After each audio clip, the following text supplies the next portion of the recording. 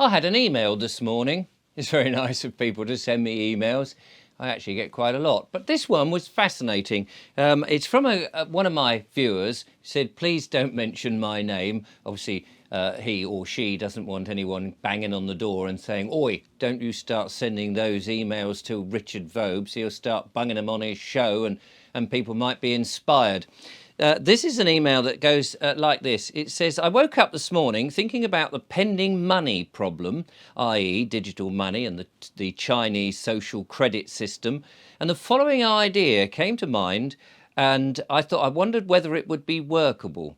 I don't know, but it could be a possible solution. So let's find out what it is.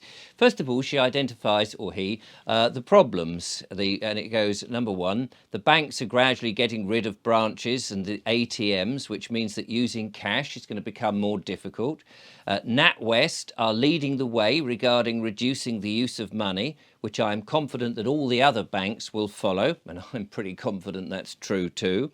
And three, the authority, in inverted commas, want 100% control of every aspect of people's lives.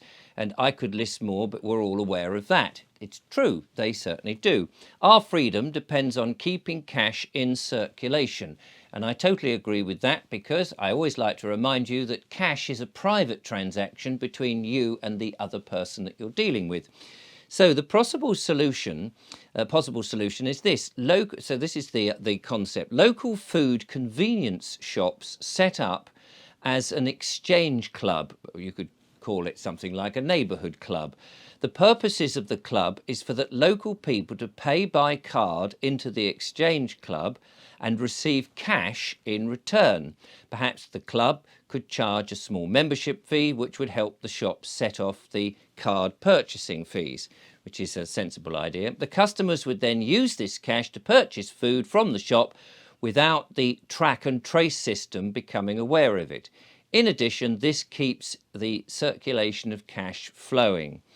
In most communities, there are usually food convenience shops, that's true. Their main competition are the supermarkets. To remain in business, they are looking for ways to keep their local business. And if enough communities set up this system nationally, their plans would fail. Now, I think that is a very good idea. I was thinking along similar lines, as it happens, with those bureaux de change.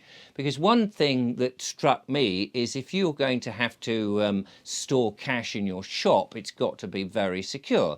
Otherwise, you'll have people breaking your door down and looking for your safe and just nicking it.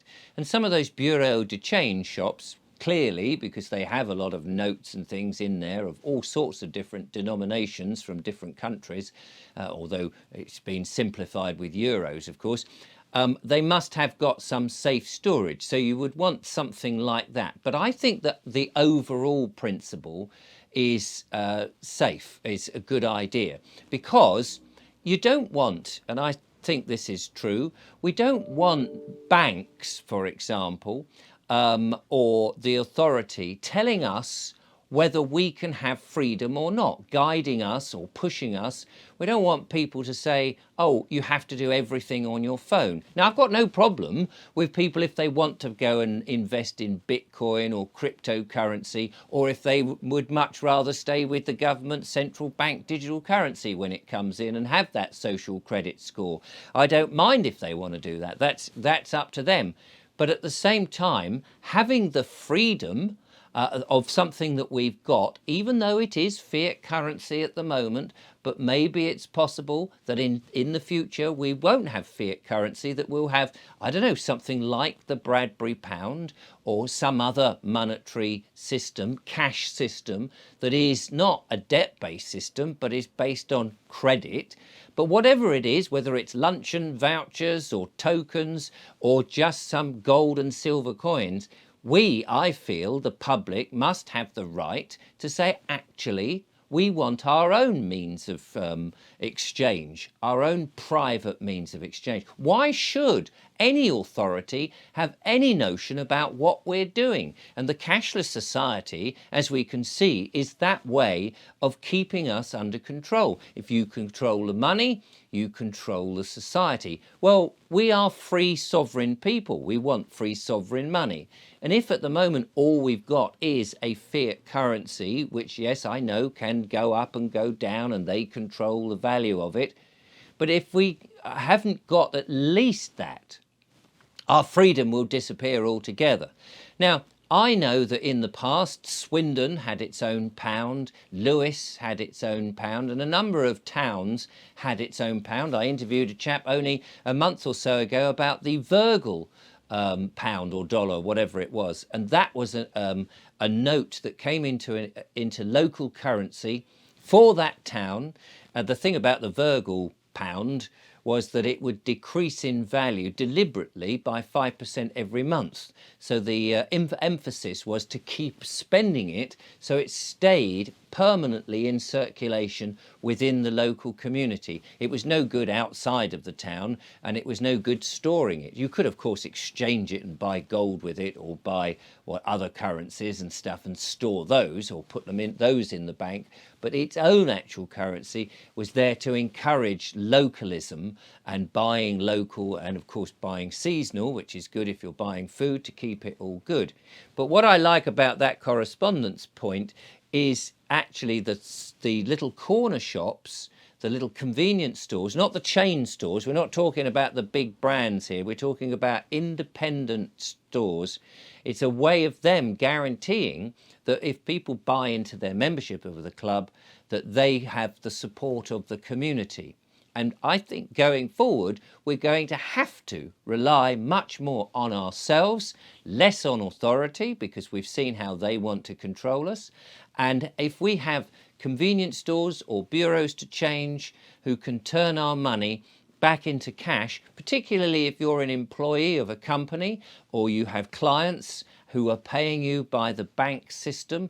If you put it into the bank, if they pay you your wages straight into the bank, and the bank's terms and conditions are, you've deposited in our bank, you have basically given us the money, it is now our money and it's up to us whether we let you have it back. Well, that's not a system to run any kind of society on.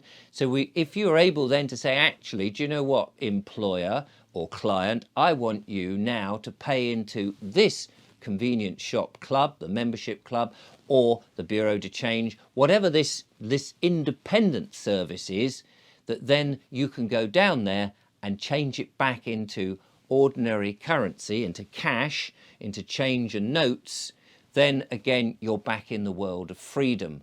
So something like that has got to happen, I feel. Be interested in your comments. And I dare say there are very clever people, probably cleverer than me and maybe cleverer than my correspondent there, who are already working on these systems where perhaps there are notes that are backed by gold or silver, perhaps have them in them, or we're already working on a different type of cash. Because why should any one system say this is the only one you can have? We demand freedom, we are free and we are sovereign, and you know what? We're going to blooming well stay that way.